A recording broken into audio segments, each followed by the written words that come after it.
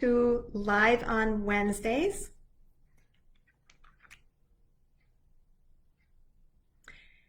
Today we're going to talk about greens and how greens can help with body odor, body stink. So one thing I wanted to start with is that there can be a lot of different reasons for our bodies to put off an odor. A lot of times it can be the foods that we eat. Certain foods in themselves contain compounds that, when broken down, they create an odor. I'm sure we're all familiar with some of those. But high fiber foods in particular does not get broken down necessarily or digested in our digestive system. And so as they move along the digestive tract, they end up in the colon, and there it mixes with bacteria, which then eventually causes gas. And we all know the rest of that story. But what are some of these foods? Some of the foods in particular are the cruciferous foods, like your broccoli, cauliflower, cabbage, those kinds of foods. So from that standpoint, something you could do is just figure out how much your particular body can handle at one feeding of those foods. You know, is it 1/4 cup versus like a whole bowl full? Or is it somewhere in between?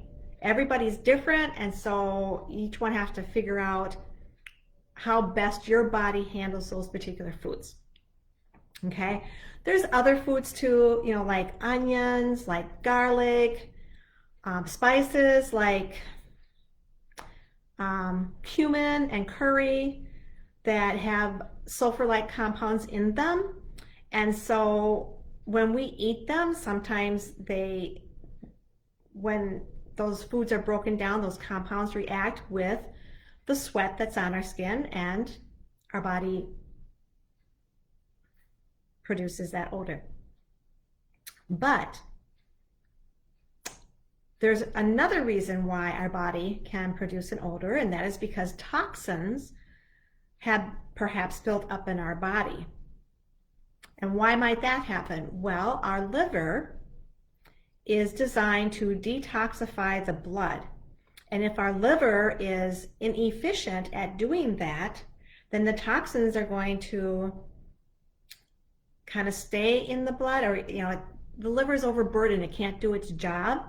And then it goes down the line a little bit, then the colon and the kidneys become overburdened as well. And those are your normal routes of detoxifying the body, eliminating through those methods, through the urine, through the colon. And if they then become overburdened because now they're having to try to detoxify things a little bit more, then the only other resource for our body, it's still trying to detoxify, is for it to come out through our skin. Okay, it could be our feet, it could be our pits. I mean, it could be our breath, it could be a lot of different things. So this is where the greens come into play. And when I say greens, I'm talking about your spinach, your kale, watercress, your chard, spirulina, alfalfa, chlorella. All those things have high amounts of chlorophyll in them. Chlorophyll in itself is known for neutralizing odor-causing compounds. Okay, and so chlorophyll in itself is very, very powerful antioxidant. It helps cleanse the liver. If the liver is cleansed and doing its optimum job, our blood is being detoxified, and the colon and the kidney do not have to work overwork and be overburdened, then they can do their job. So chlorophyll helps to cleanse the liver of toxins, and then that helps to support the digestive system and the eliminatory system in the colon and in the kidneys. Another nice benefit of chlorophyll is that it helps reduce harmful cholesterol levels. So, other benefits of chlorophyll: increased energy, hormonal balance, which that in itself can be another contributor to body odor.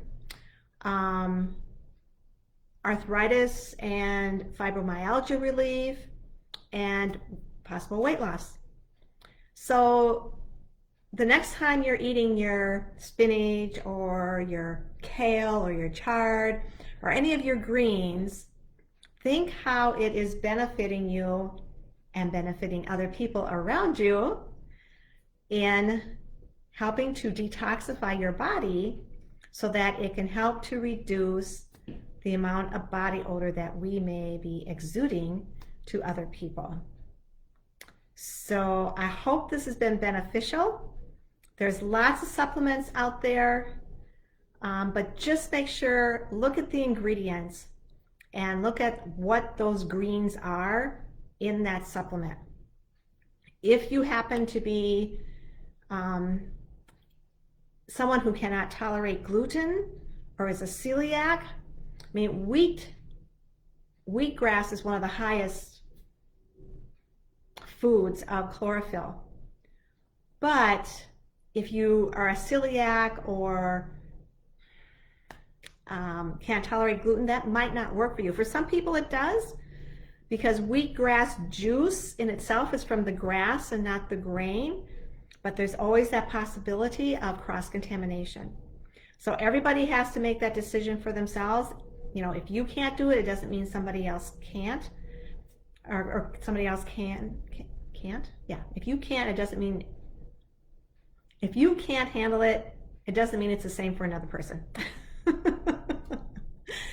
So anyway, there's the live on Wednesday today, how greens can benefit us as far as body odor is concerned.